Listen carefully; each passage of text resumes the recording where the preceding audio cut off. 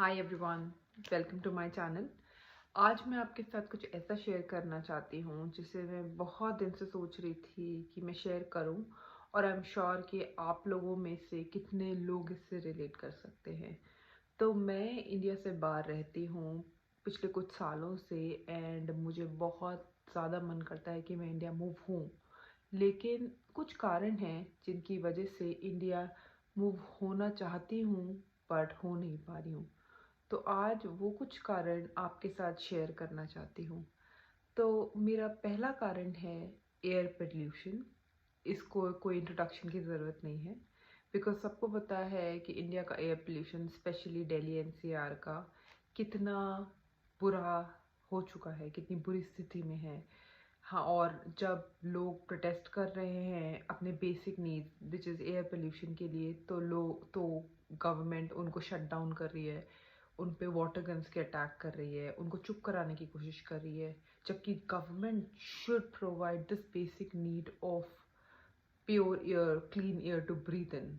तो अगर कोई उसके अगेंस्ट प्रोटेस्ट कर रहा है तो उसके लिए आपको क्या वाटर गन्स की ज़रूरत है, या उनके साथ बैठ के मार्टिनेट होके गवर्नमेंट बिहेव कर रही है सिटीजन्स के साथ, जो बहुत गलत है, डिक्टेटरशिप जिसे कह सकते हैं।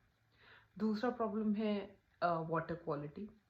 सबको पता है कि इंडिया की स्पेशली दिल्ली एनसीआर की वाटर क्वालिटी कितनी बुरी हो चुकी है, इतना हार्ड वाटर है और पानी की इतनी समस्या है। दिल्ली के कई रीजन में तो पानी नलके से आता भी नहीं है, तो it has to be transported from a truck और सो।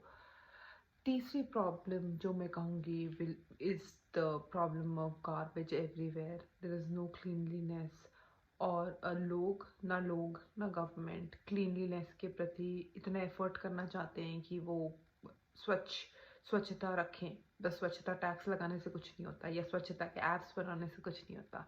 एक इंसिडेंस मैं आपके साथ शेयर करना चाहूँगी कि एक स्वच्छता ऐप है, बहुत लोगों को ये भी नहीं पता होगा कि एक स्वच्छता ऐप है जिसमें आप फ़ोटो खींच के उस जगह की लोकेशन डाल दीजिए और आपके केस को लोग मॉनिटर कर सकते हैं कि क्या अपडेट हुआ उस केस पे, क्या कूड़ा उठा के फेंका गया, क्लीनलीनेस हुई उस एरिया पे। तो ऐसे ही मैं नोएडा, मेरे पेरेंट्स रहते हैं तो I always visit India Noida. तो वहाँ पे मैंने देखा कि कचरे का ढेर था मेरे सेक्टर में, तो मैंने फ़ोटो खींच के डाली। Nobody paid attention. अभी भी वो केस खुला ही हुआ है, किसी ने उस पर अपडेट कुछ नहीं दिया। तो चीज़ें आप बना देते हो, लेकिन उस पर कौन काम कर रहा है आप उसका भी सुध लेनी चाहिए। So this is a message to the government as well. Now मैं नेक्स्ट इशू नंबर 4 की बात करना चाहूँगी, द मेडिकल डिस्ट्रस्ट। तो इंडिया के मेडिकल फैसिलिटी पे मुझे डिस्ट्रस्ट है, बिकॉज अगर मेडिकल फैसिलिटी अवेलेबल तो है, बट क्या वो मेडिकेशन या क्या वो ट्रीटमेंट जो बहुत एक्सपेंसिव हैं और मुझे सब्सक्राइब किए गए हैं, लेकिन क्या मुझे रियली ज़रूरत है उसकी।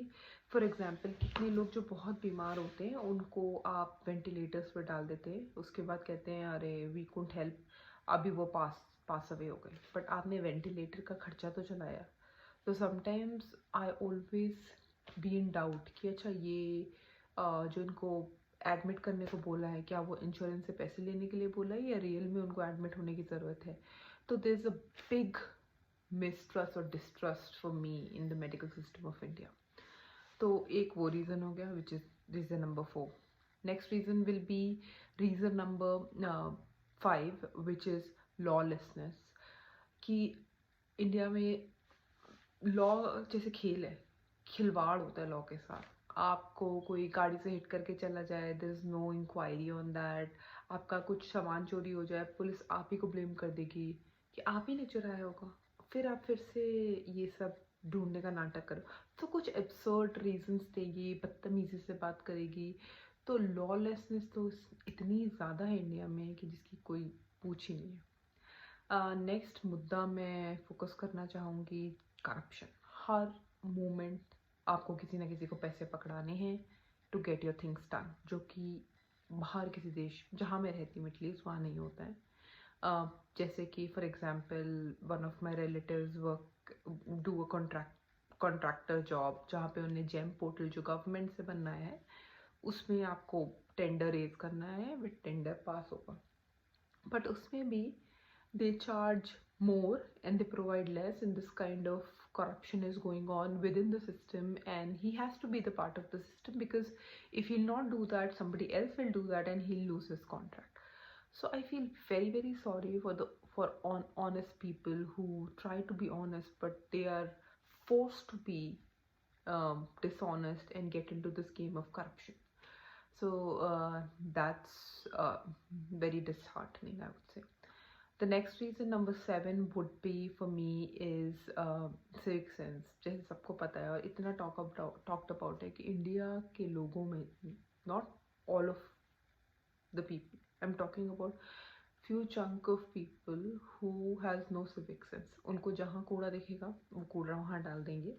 For example, मैं अभी कोनार्क गई, which is UNESCO World Heritage Site. वहाँ लोग चिप्स खा के वर्ल्ड हेरिटेज साइट पे आप कूड़ा डाल रहे हो, आपको किसी बात की शर्म है? Zero civic sense. लेकिन वही अपना घर अपना साफ रखेंगे. इतना मतलब मेरा घर साफ रहना चाहिए, बाहर मैं हर जगह कूड़ा फैलाऊंगा, फिर मैं रोना गाऊंगा कि यहाँ कूड़ा है, वहाँ कूड़ा है, वहाँ कूड़ा है, यहाँ कूड़ा है. तो शेम ऑन सच पीपल कि आप अपने देश को अपना घर नहीं मानते हैं. दूसरी चीज़, अगर मैं सिविक सेंस पे बोलूँ कि एक नॉर्मल कॉन्वर्सेशन ही नहीं हो सकती. फॉर एग्जांपल मैंने वीडियो डाला है किसी इशू को कॉल आउट करते हुए, तो लोग इतने ज़्यादा डिवाइडेड हैं इन कास्ट, रिलीजन, पार्टी कि आपको बैश करने लगेंगे विदाउट देखे हुए कि ये बंदी सही कह रही है, ये बंदी गलत करे. नहीं, मेरे नेता के अगेंस्ट बोला, मेरी पार्टी के अगेंस्ट बोला, मैं तो तेरा मुंह तोड़ दूंगा, तू होती कौन है बोलने वाली. तो ये लैक ऑफ सिविक सेंस नहीं है तो क्या है मुझे नहीं पता. तो इन कुछ कारणों की वजह से अगर ये भगवान करे सुधर जाए या मैं इसमें कुछ सुधार कर सकूं, so definitely I would love to move to India. But ये रीज़न की वजह से आई एम रियली हेल्पलेस कि मैं इंडिया मूव नहीं हो पा रही हूँ. Please comment below and share your thoughts as well कि आप इंडिया में रहते हैं या इंडिया बाहर रहते हैं, क्या सोचते हैं, क्या इसका कोई सोल्यूशन है. Your comments are most welcome. Thank you.